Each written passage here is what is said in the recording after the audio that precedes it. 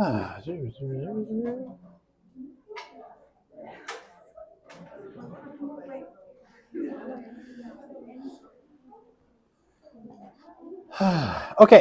let's get started here.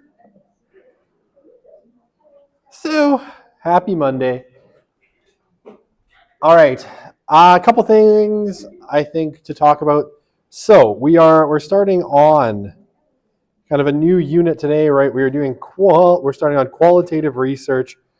So when it comes to the rest of the course, I guess when it comes to the final exam, right? It's all going to be on qualitative research. So you can kind of leave a lot of your thinking from quantitative behind. You're not going to be retested on the whole course at the end, with very minor exceptions, right? Where we have, at the end of the course, we talk a little bit about mixed methods, where you might be blending quantitative and qualitative methods together. So there might be questions on how you would do that. But all of the stuff, in terms of survey questions, quantitative research, you mostly just leave that to the one side. Other things, other important things. Let me think. Oh, midterms, obviously, I think you've all seen the grades. They're posted. If you want to come and take a look at it, review it, just make an appointment with me and I can have you come in and you can take a look at the midterm. I'm pretty flexible on time, especially next week. This week's a little bit busier, but next week I am pretty free. I think that's kind of everything. We can jump in. Oh, I guess the lab is due this week as well. So make sure that you are working on that and getting it submitted. I think it's Thursday that it's due. So get that submitted by Thursday. Okay, let's talk about qualitative research. Unless there's questions. Yeah, please. Oh, one moment, please. I can do this in like 30 seconds. You're right. Because I did half the course at the beginning. I will fix that. Thank you for reminding me. I usually post the entire course at the beginning, but this time I only posted half, so. Okay. Canvas.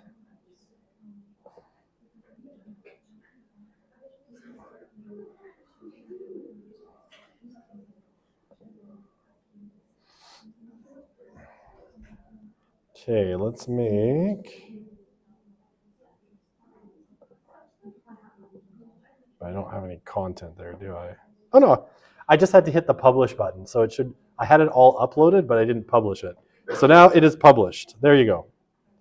So now everything to the end of the course is all there. It is not, however, in order. So number 9 is at the bottom. Okay, there we go. Okay, now it's posted. Okay, so yeah, we're starting in on qualitative research. So, little reminder, right? Because we made this distinction at the beginning of the course. Qualitative research, when we talk about qualitative, right, we are, obviously you have the word quality there, but you're interested mostly in people's experiences and putting those experiences into words and images, right? So you're wanting to talk about, I guess the what of people's experiences, the how. The how is really important. How do people experience whatever phenomenon you're trying to explain? How do they experience incarceration? What is it like to be a furry, right? What is it? Sorry, we're going back to the furry example.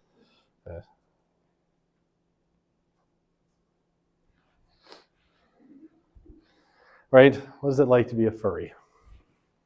I don't know why I'm doodling now. So, what is it like to be a furry? You want to understand people's experiences at their core. I was going to draw a litter box just for reference, but it's probably going too far. Okay, so as opposed to our deductive processes when we're talking about quantitative, right? These tend to be very inductive processes, and you usually start with your research, right? Your field research, Or, as we'll get to when we talk about the different types, if you're doing content analysis, you're going to start with your content analysis. But typically you start with that field research and then you move to developing theories from there. Interpretivist, right? It's mostly focused with this point of, finding out what an action or event means to the people involved rather than trying to gauge some objective reality.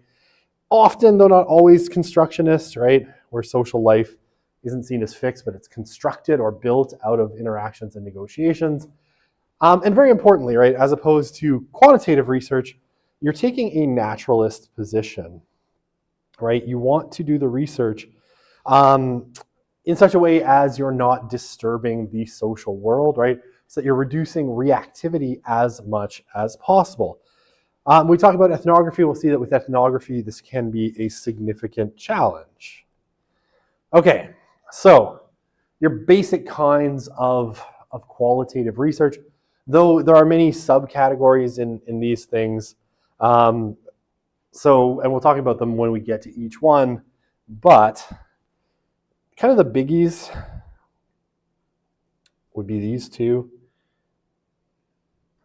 The first two, ethnography / participant observation, where you immerse yourself in a social setting. There's all kinds of different modes, from fully covert to fully participatory that you can take in ethnographic research, but that is a big one. And qualitative interviewing is probably, I would say, the biggest one, where you just sit down and talk to people in depth, either in a semi-structured or unstructured way, right? So moving away from that, so I'm really good at drawing lines apparently. Moving away from that structured interview that we saw in quantitative research, right, where you have a script and you don't deviate from it. When we talk about qualitative research, right, we're moving into a space that is more semi-structured or unstructured, where you're going to have maybe some sense of what you're doing. We'll talk about this in detail, but not necessarily everything completely planned out. Okay, and then focus groups, which arguably are a subcategory of interviewing, right? And focus groups are interviews with, where several people are interviewed at the same time. Sometimes to get some group dynamics, right? Sometimes for cost, because it's cheaper for you to get a whole bunch of people together all at once rather than, going and interviewing people one at a time. It's cheaper, it takes less time, it's easier in some ways. And then discourse and conversation analysis, we'll talk a little bit about this one.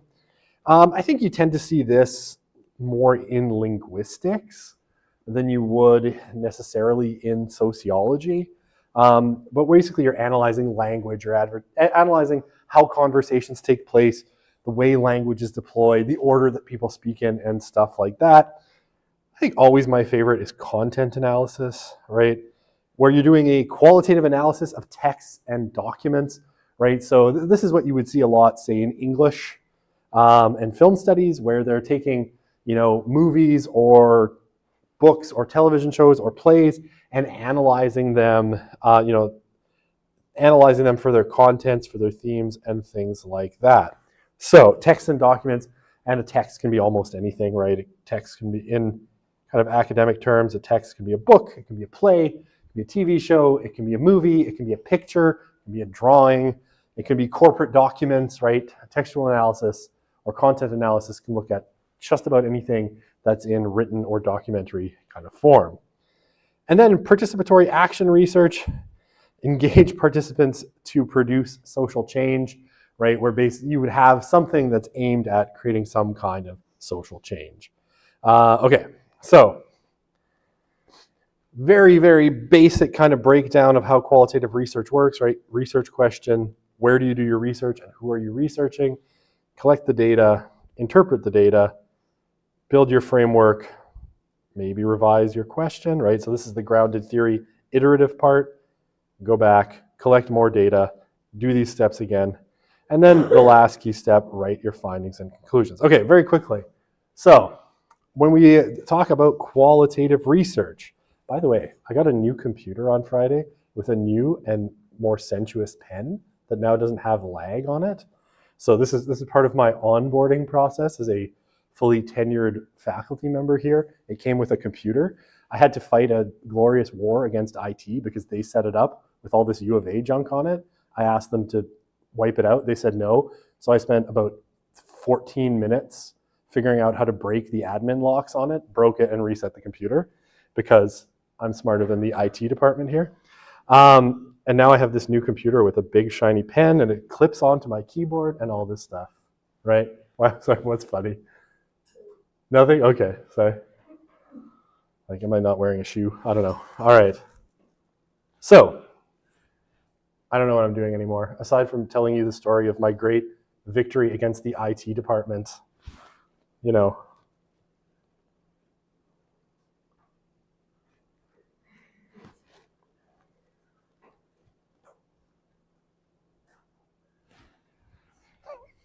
Take that, IT department.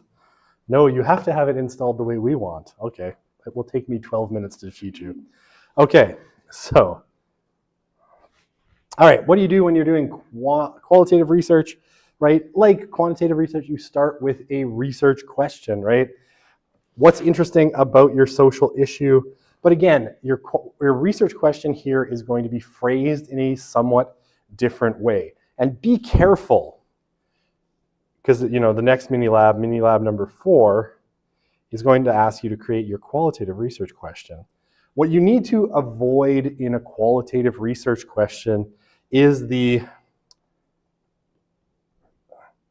kind of phrasing, how does X affect Y?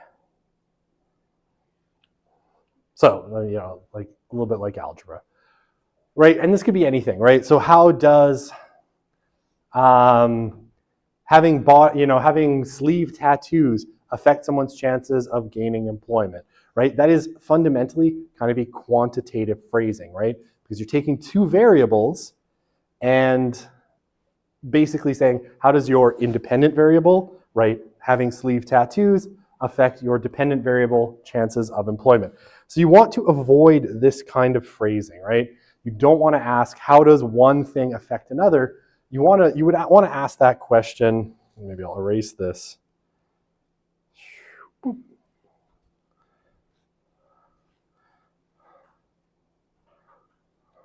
Because you could ask a very similar question, but it would be like, starting with a what is it like to apply for jobs with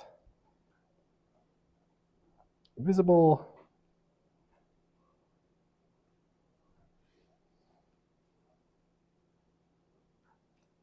I think I spelled that wrong. Doesn't matter. Visible tattoos, right? So you see the difference. Like, what is the experience of that person, right? Are you making fun of my hand gestures? Okay, because I know I'm French Canadian, so I have big hand talky gestures. Okay, I got it. No, it's okay. I'm like spirit fingers, spirit fingers, spirit fingers, spirit fingers. Yes, I'm a hand talker. That's okay. I'm not mad. I just saw you do the same thing as me, and I'm like, okay. It would be okay. Actually, I would be okay if you were making fun of my overly big hand gestures. That would be fine. Okay, so what the heck was I saying? Right, so this kind of phrasing, right? Experiential. Always make sure that your research question in qualitative research is really focused on what is the quality of someone's experience of this, right? What is it like to be a furry in a world that doesn't honor furries, right? What is it like to apply for a job with visible tattoos? What is it like to be a single mother, trying to navigate the university, a university undergraduate degree? How do people experience this phenomenon? That's the kind of way you want to phrase a qualitative question. Are you just stretching, Sarah? Okay, sorry, I was making sure that wasn't a question. Okay. Okay, so I'm going to erase all the ink here. There we go. and start again. So the next step, obviously, then is to figure out where you are going to, well, I guess two things. How you're going to conduct the research, like what is the methodology that you're actually going to use? Because in select, this is a little bit maybe backwards here. Because in figuring out how, where you're going to do your research and who the subjects are going to be, you're going to be asking the question of methods too, right? So these guys, I have them split into these distinct kind of stages, but it's less distinct than that, because by the time you start selecting your site and your subjects, you're also then stepping into the world of figuring out how you're actually going to do the research. So where is your research going to be done? And who are your research topics, right? So you would be talking, residents of high crime neighborhoods, people who are applying for jobs that have sleeve tattoos, right? These would be your subjects, and you'd have to figure out kind of where you're going to do the research. Sometimes you might not have a very particularly distinct notion of location, but you definitely need to figure out, who your research subjects are and how you're going to find them. And then, how you're going to collect the data, you need to determine your method, right? So are you going to interview them, right? So are you going to find people with sleeve tattoos? Or are you going to find furries? And are you going to interview them? Are you going to, do a covert ethnography? So you're going to find a furry convention. You're going to don your full body furry suit, bring that fursona out, and off you go to do covert research amongst the furries, right? Are you going to do textual analysis or content analysis? Looking at, I don't know, something like historical documents of political figures or something, the online blogs of furries to understand the furry experience from their perspective. I don't know if such a thing exists. I'm going to go with probably, because everything exists online. And you might need to use more than one methodology, right? And especially, when you're talking about ethnography often involves, at least participant observation and interviews. Oops, WS. I spelled good. Interviews, right? So you might have a couple of methodologies in there. When I was doing my PhD, I had a lot of content analysis and I had interviews, right? So you can have different kind of methodologies. And the nice thing about qualitative research in general is it's much less rigid than quantitative research. So if you're a little bit more of a kind of a creative person, you might find that qualitative research is for you, because you can take a little bit from a whole bunch of different methodologies and weave that all together into something hopefully fun. Okay, interpret the data. Oh, twere it all so simple. This is often the stage that's really, really difficult for a lot of people, right? Once you have your data, you have to sort of make sense of it, right? You've got to figure out what the hell does it all mean. And depending, so determine the meaning of the research that the research subjects put into activities, right? That occur in the social environment. Okay, the example, if we're talking high crime, residents don't perceive crime as a problem because of the low incidence of violent crime despite, high property crime. So you might find something like that. But figuring this out, depending on the volume of data that you have, can be relatively difficult. But you got to figure out what you're doing. And then, conceptual and theoretical work, you kind of have to come up with this is where your kind of theory of your data comes in, right? You've got to come and figure out what's the theory. What is your data going to explain at the end of the day? Okay, and then sometimes, you go back. This is the grounded theory thing, right? And the iterative kind of process of a lot of qualitative research. You then often go back, you come up with your theory, and if you're able to, you then go gather more information that you can use to test your theory, right? And basically you keep doing this, so you interview more subjects, right? You go to another furry convention, whatever you want to do. You keep gathering more and more information until basically you reach what's called saturation. But we'll talk about saturation a little bit later. And then, what's it all for? Writing up the findings and conclusions. I mean, when we're talking about, academics, you're talking either a book or journal articles. So, you're trying to put it together in maybe like a conference presentation. You're trying to put these things together in a way to make them kind of meaningful and relevant to people and explain why your research matters, right? What you found, why it's important. And of course, right, to get your, your points towards tenure, or, if you're a grad student, try to, land that research grant or that next job or whatever it happens to be. So, that's kind of what qualitative research looks like. Okay, so much time left. So, qual, often involves grounded theory. And I would say almost always, whether people, say that I am using a grounded theory approach or not, almost everybody that's doing qualitative research ends up essentially doing some form of a grounded theory. Again, whether they're aware of it or not, and not everybody states it. Where the use of data to develop theories, and then the gathering of more data to test theories, right? So grounded theory, right? What is it grounded in? It's grounded in data. So that's what we mean when we talk about using grounded theory. The theory that you develop is grounded in the data that you have, right? Okay. So it may, and almost always does, involve some kind of iterative process going back and forth from data to theory, revising the theory in the process. Again, sometimes, when I've seen people doing this kind of work, it's sometimes implicit. Like when I was doing this, I was never like, I'm going back and revising my data.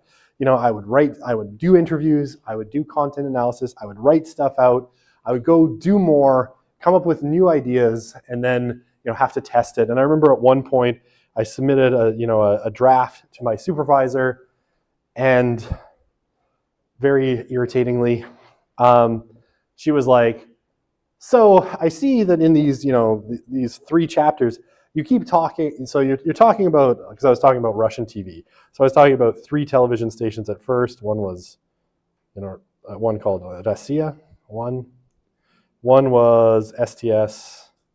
What was the third one? See, I forget my own dissertation, which means I'm making progress towards healing, I think. No, I think I was talking about Sony, actually, Sony Pictures Russia.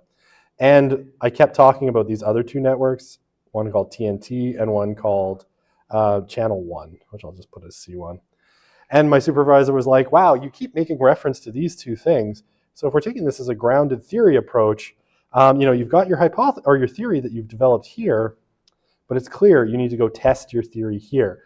So that was another 6 months of my life, and something like 280 hours of watching Russian TV, which I know you're like, wow, watching TV, what a horrible PhD you had. But again, when you're like pausing it every 45 seconds to make observations, it's a lot less fun than you might think. So, right, and I wasn't like, I'm doing a grounded theory approach, but really I ended up doing a grounded theory approach because, I'm like, oh, I'm gonna start with these cases. Oh, I have my theory. And then my supervisor was like, well, you keep talking about these 2. Why don't you take that theory and test it over here? Which is pretty much what I ended up doing. So even if, I think not all, but almost all qualitative research ends up this way. Just need to check something. Okay. Weirdly, earlier in the day, OBS kept rescaling my PowerPoint, which then all you could see was like the corner of it. So that was very useful for the people watching at home. Okay. So, yes, I think I'm done with this slide. Okay. So, concepts and theories in qualitative research are typically a little bit different. Now, you can definitely do what we did with quantitative research and use what are called definitive concepts, right? So this would be, you take your concept, you give your nominal, right? You give your nominal, your dictionary definition, and you give your operational, right? So the operational part is how are you going to measure the concepts. Now, this has its own sort of drawbacks, especially here on the, when you talk about operational, because it's really straightforward when you talk about, operationalizing a concept in quantitative research, because you're like, I'm going to measure loneliness using the UCLA Loneliness Index. It becomes a lot more difficult when you're trying to operationalize something on a qualitative level, because you're not going, the measurements aren't as distinct and defined. So, I remember when I was doing my candidacy exam, which is a deep and abiding trauma, and there's still one faculty member in the department who I will not speak to because he was on my candidacy committee and he was being kind of a jerk about it. And we got into it because I was taught, one of my concepts was power. I'll write power down here.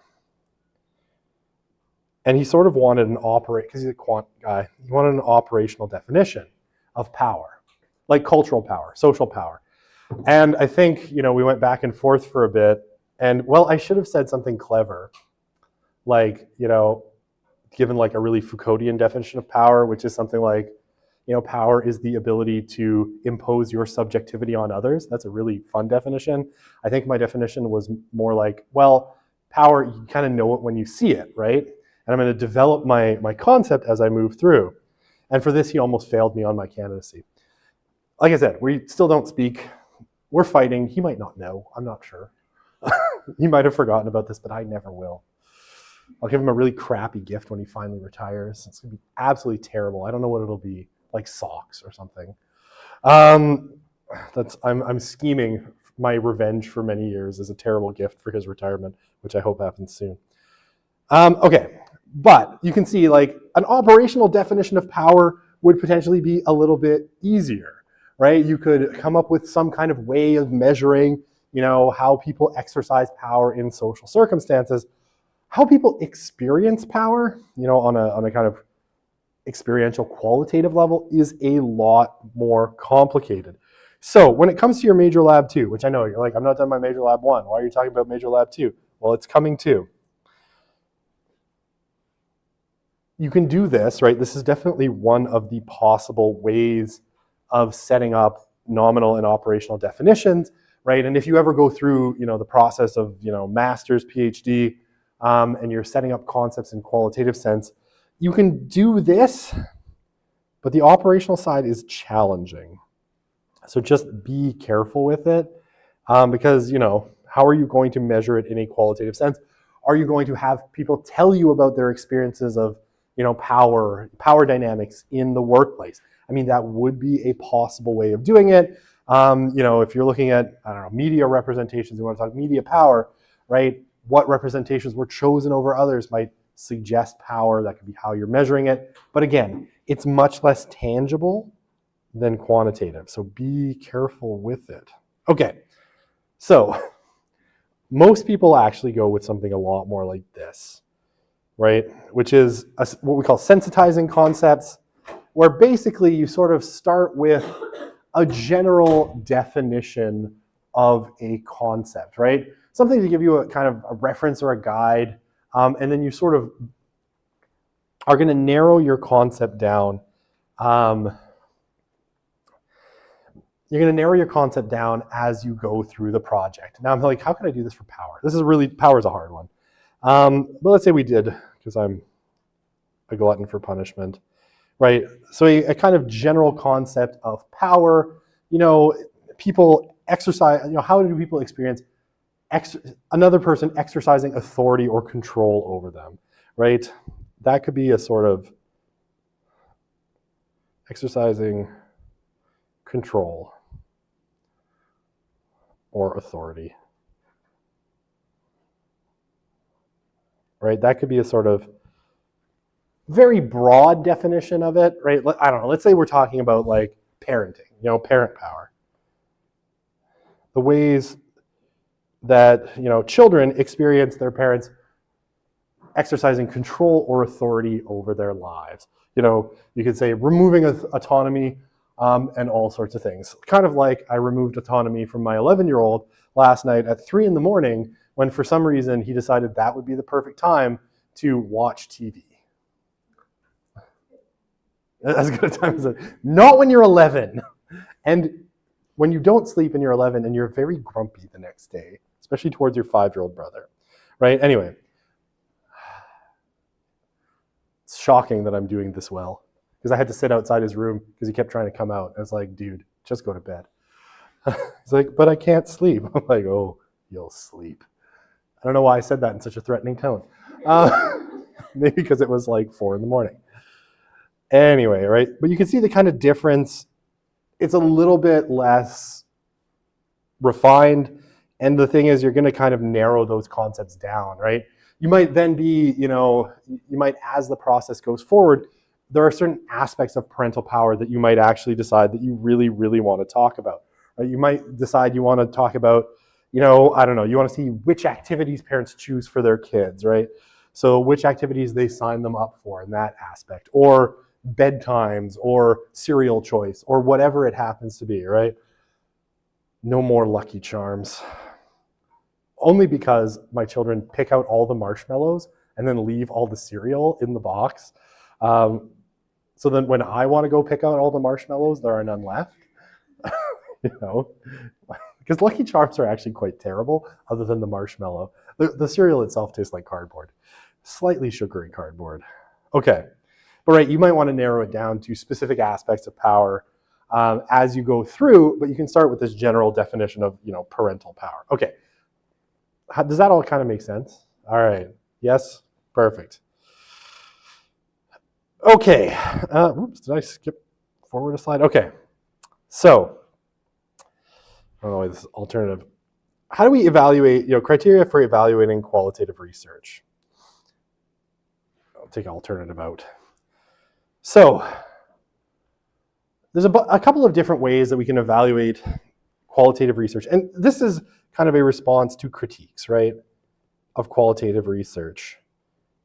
And the biggest critique that you're going to get with qualitative research is always going to be that it's very subjective, right? That much of what comes out of qualitative research is both, the subjective opinions of the participants, but the very subjective way that the researcher then interprets that data. So, a couple of ways that we can evaluate the validity of qualitative research. We can talk about trustworthiness of qualitative research, and we can talk about the authenticity of qualitative research. Right, so trustworthiness is made up of these 4 criteria, each of which have a slide coming up, so I'll talk about them in a sec. But credibility, transferability, dependability, and confirmability.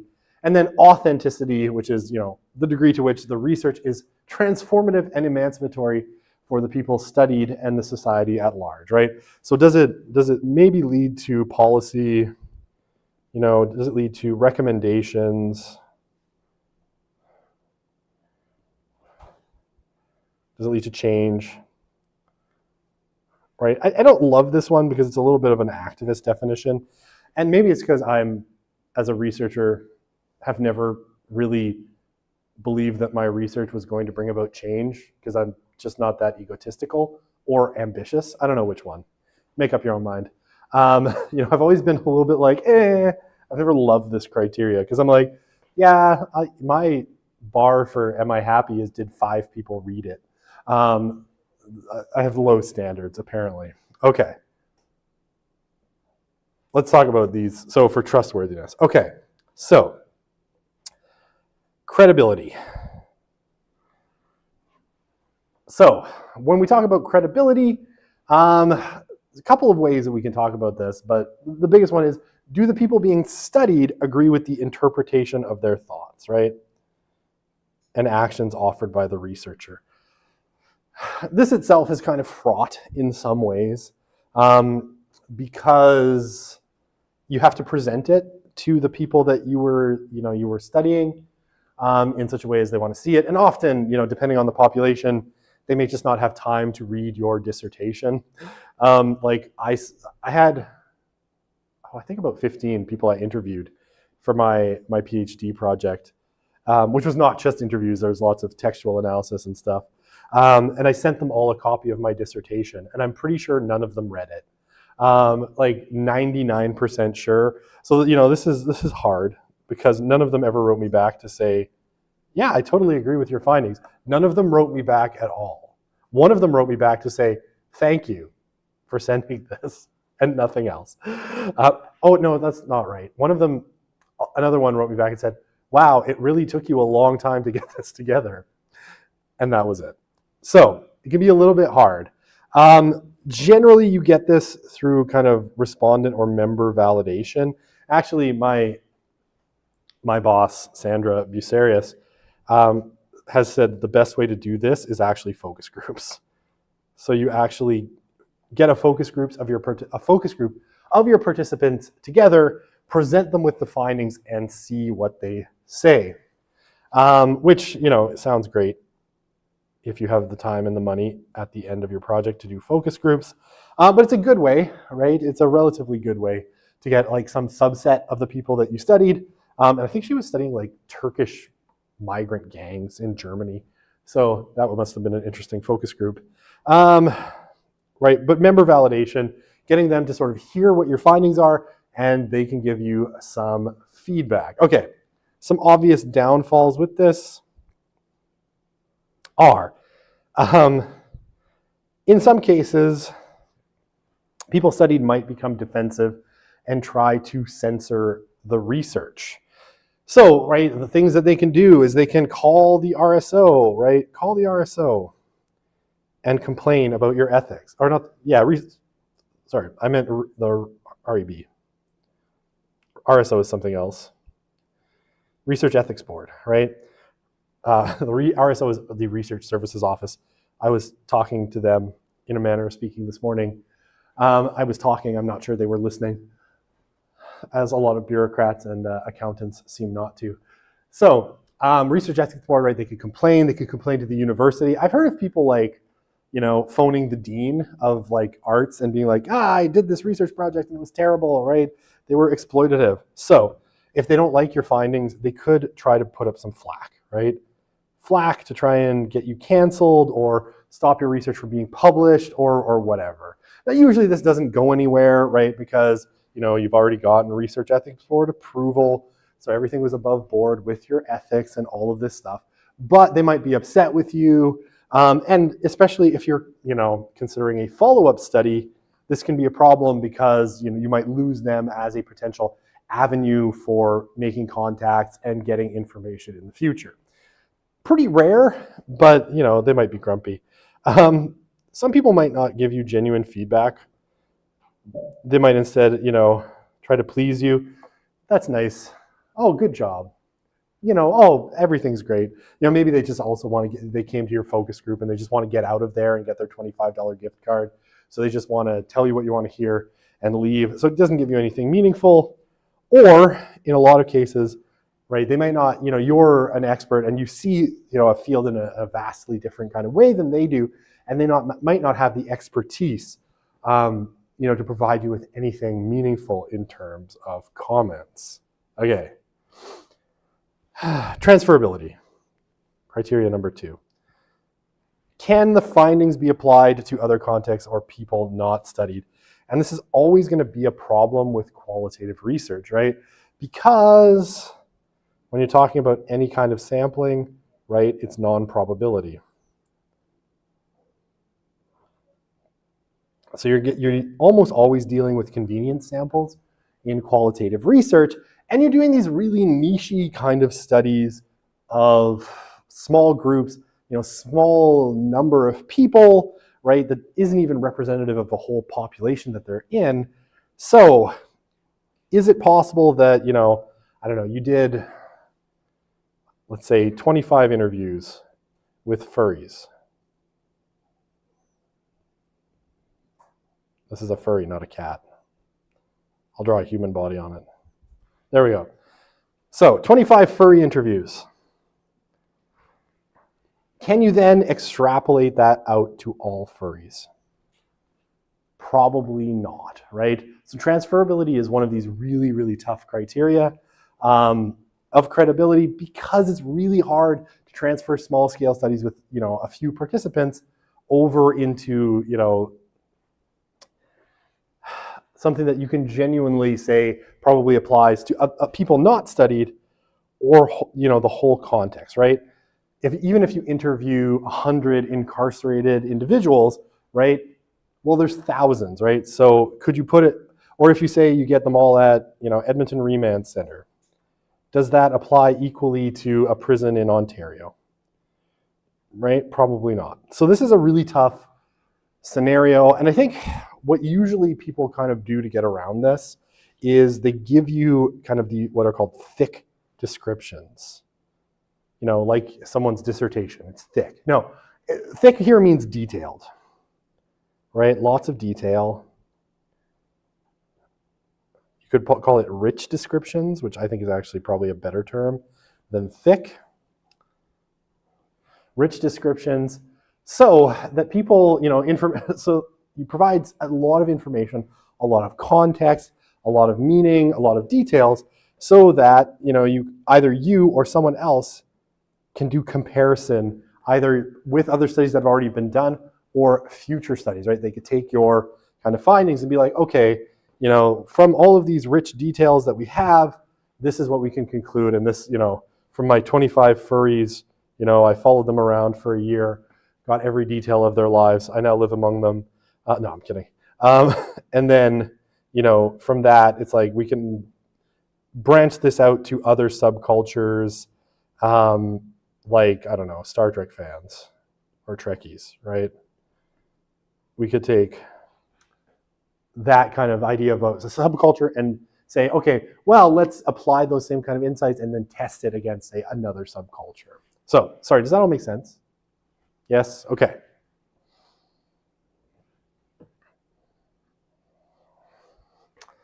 Okay, dependability is a pretty easy one, right? Were proper procedures followed? So, did you do the research in a way that is considered proper in the field? So, if you did, like, how did you do your interviews? Where did you do your interviews? How many people did you interview? What kind of questions did you ask them, right? What kind of ethical boundaries were established? How did you recruit people, right? All of these things are within your procedures. And it's all stuff that, say, you would explain in a methodology section of either a journal article or a book or a dissertation. Would all be kind of, establishing how, if you followed proper procedures. Okay, so this can help kind of figure out, whether the study's theoretical inferences are justified, right? If you followed proper procedures, you gathered the data, you analyzed the data in a, systematic and proper way, then we can say, your theoretical inferences have at least some basis. So this sometimes happens in the form of auditing. Now, auditing, this is a big debate, and especially with qualitative research, there's a lot of qualitative researchers that don't like auditing. I don't know what I was going to write here.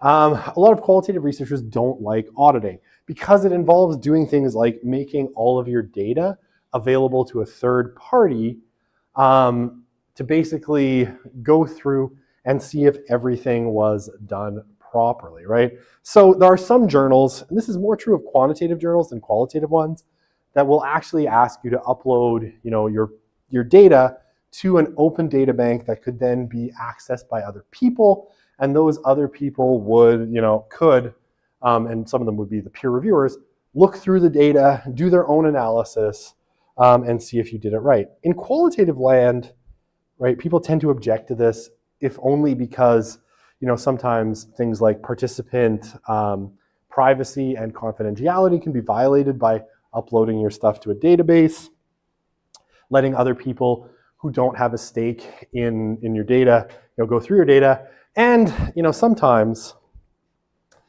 this is also the objection, you put a lot of time and money into your study, and then somebody else gets to take the data and do whatever, they'll audit it, but then they also have access to it and they could write off of it as well. So a lot of qualitative researchers actually really don't like this aspect. Yeah, please. Would you have to say, like, in your consent letter if you were going to be uploading it? So this would be difficult. You would only have to, I think, if you knew in advance that you were going to be publishing in a journal that requires you to upload the data. As it moves more and more, more and more journals are requiring this because of some notable scandals where people made up data. You might have to start being like, and the data might have to be made accessible in a public database, but all best efforts will be made to keep your data confidential. But if you don't know, right, and a lot of times you don't know what journal you might be publishing in at the end of the day, or even until you actually look at it, what their standards might be, you probably wouldn't have to if you don't know, right? And then you wouldn't be violating ethics. So that's a really good question. If you do know you're going to try to publish, say, in criminology, where they do require this, it'd probably be safe, good practices, and at least then people know. The other thing, obviously, auditing. You know your data really well, and you sort of built a familiarity with it while you were gathering it. For someone else to go in and audit your data can take forever because they might have to read interview transcripts, look at hours or days or weeks worth of material to really kind of audit it properly. So it can be really time consuming. And this mostly comes to be a problem when you're trying to publish something and, let's say you're going for tenure and you have to publish something like 10 articles in 5 years, right? 10 articles in 5 years. 5 years. These kinds of slowdowns can be like, if it takes 3 years for your article to get through auditing, right? That's going to be a problem because you're going to get to the end of this process and you're going to have like 2 articles. And then, it's hard, it's going to be hard to make the case that you are worthy of the professorship to which you have applied. Okay, 3 minutes. Okay, I think I can do confirmability and then we'll leave it there. We'll come back on Wednesday. So, confirmability. Basically the question, was the researcher objective and unbiased, or at least as much as possible, right? So, did you try to conduct it in as unbiased a way as possible? And specifically, avoiding this. If you tried as a researcher to sway the results dramatically by selecting certain participants, by asking questions in certain ways, by asking leading questions or whatever it happens to be so that you got the results that you wanted, right, this can be a problem. And of course, auditing, right, where someone looks through your data, looks through your procedures, can be a way of kind of examining whether, your study is confirmable. Okay, let's leave it there. We'll leave it there. That's enough for one day. That is a lot of slides. We'll see you on Wednesday. And now my happy pen.